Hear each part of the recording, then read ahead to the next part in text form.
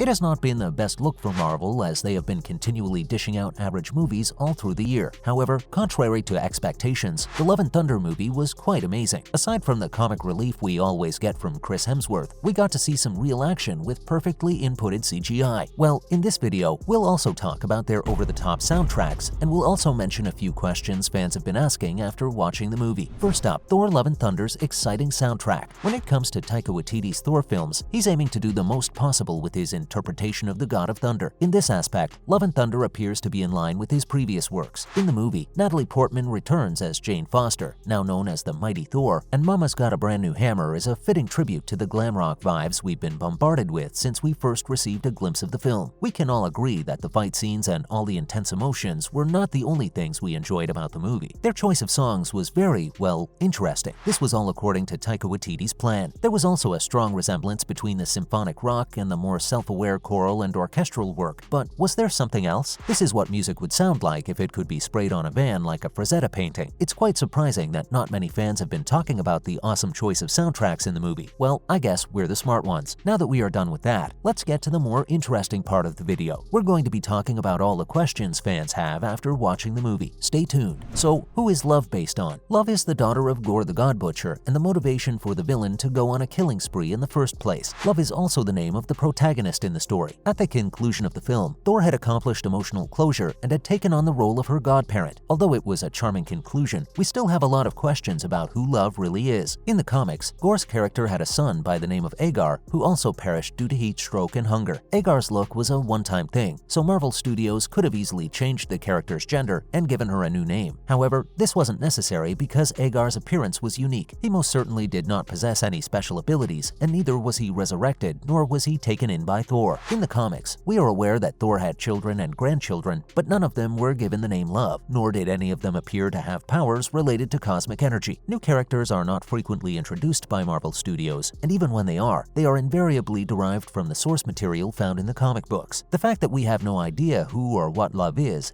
causing us a little bit more anxiety than it really ought to be. Next, is this the end for Thor? The transformation of Jane Foster into the powerful Thor is one of the most exciting developments in the MCU franchise. It fulfills a destiny that was developed in the comics. Jane has cancer, just like she does in the comics, but she can regain her strength when she wields Mjolnir in her role as Mighty Thor. The only drawback is that her cancer is getting worse every time she puts on her uniform to assist those who are in need. After donning her Mighty Thor costume one too many times, Jane died in the comics and in the movie as well. However, in the comics, she is eventually resurrected as Valkyrie. This does not happen in the movie. On the show, Jane was killed off, but after the credits rolled, we saw her again as Heimdall welcomed her into Valhalla. She thinks for a moment, and then the scene ends. Does this mean that we'll get another chance to see Jane as Mighty Thor? If Gore was able to resurrect his daughter, then Thor should have no problem doing the same with Jane, right? And now, what kind of friend or foe will Hercules turn out to be? After Zeus has been humiliated in public by Thor, we see him whining in the first scene that plays after the credits have rolled. He then instructs someone who is not visible on the screen to pursue the God of Thunder, and the camera pulls back to reveal that Zeus was having a conversation with his son Hercules. Hercules and Thor are considered friends and brothers in arms in the MCU. Despite the fact that they have frequently disagreed with one another, as is typical for superheroes and gods in particular, Hercules has remained Thor's ally throughout their whole relationship. Does this mean that this version of Hercules will make his debut as a villain and antagonist? He certainly seems angry and eager to exact revenge for his father. So, where did Sif go during this entire process? Sif was indeed hurt. During the conflict, she lost one arm. She even entertained the idea that she was going to pass away and go straight to Valhalla, but it turns out that fate had different plans for her. It is thrilling that Sif was included in the film because not only might she be a love interest for Thor, but since it is now known in the MCU that Valkyrie is bisexual, it is also possible that Sif and Valkyrie could develop romantic feelings for one another. Having said that, her appearances in the film were scant, and after the first time we met her, we did not see her again until the very end. It is not rational that the warrior goddess chose to retreat rather than engage in combat, even in this state. Even if she needed some time to recover after the combat, the plan to stop Gore required days. She could have easily joined in when she felt better. It wasn't until the very end of the movie that we finally got a chance to catch up with Sif again, which begs the question, where had she been the whole time? What does the future hold for her? Also, her missing arm follows Thor, who lost both his arm and Mjolnir in the comics. In the comics, Thor was given an artificial arm. Therefore, Wakanda, do you have a spare arm that the Winter Soldier isn't using at the moment? Next, has Thor officially given up being a superhero? The Love and Thunder Thor was essentially Thor going through a crisis of identity at the midpoint of his existence. He is recovering from the tragedy of Endgame, as well as as the split with his girlfriend, and he has to find a new path in life to emotionally complete him. It appears that the arc that Thor will follow in the movies will be different from the many conclusions that will be reached in the comics. On paper, Thor was ultimately successful in achieving his goal of becoming king of Asgard. On Earth X, he even concluded that he intended to spend the rest of his life as Donald Blake, while someone else took on the role of Thor and was responsible for protecting the world. It is not clear what will happen to Thor in this situation. In the beginning, he decided not to be a hero, but later on, he decided to become one in order to win Jane's favor and save the children of Asgard. After that, he wraps up his tale by revealing that he is a father. And now, will Heimdall be replaced by Axel? Will love become Thor's substitute? It is revealed in the film that Heimdall has a son who possesses the same all-seeing and all-hearing abilities as the guard of the Bifrost Bridge in Asgard. Even though he is still a young boy who is in the process of developing his skills, there is a possibility that he will one day lead the Asgardian Guard. In addition, Thor is seen training Love to be a skilled fighter, while the other Asgardian children are seen training with Valkyrie at New Asgard. Love is the only one of the Asgardian children who is not seen training at New Asgard. It appears that the new Marvel films and television series are focusing on grooming the younger generation to hopefully take over the ropes one day. Finally, was Jane Foster ever truly worthy? When Jane is ill, she searches for Mjolnir, and the next thing we know, she is supercharged and engaging in combat. The movie doesn't even show us a scenario in which Valkyrie crosses paths with the mighty Thor. Nevertheless, she could hold her own alongside Thor, and we are aware that this proves she is worthy. Or is she not? During a montage, Thor is seen telling Mjolnir to keep an eye on and take care of Jane Foster. This particular scene is what causes us to question Jane's worthiness. Was Mjolnir calling out to her because Thor commanded or requested it? Or was there something else to Jane being worthy that was never shown? That's it, folks. You have made it to the end of the video. If you enjoyed the video, make sure you drop a like, subscribe, and turn on post notifications.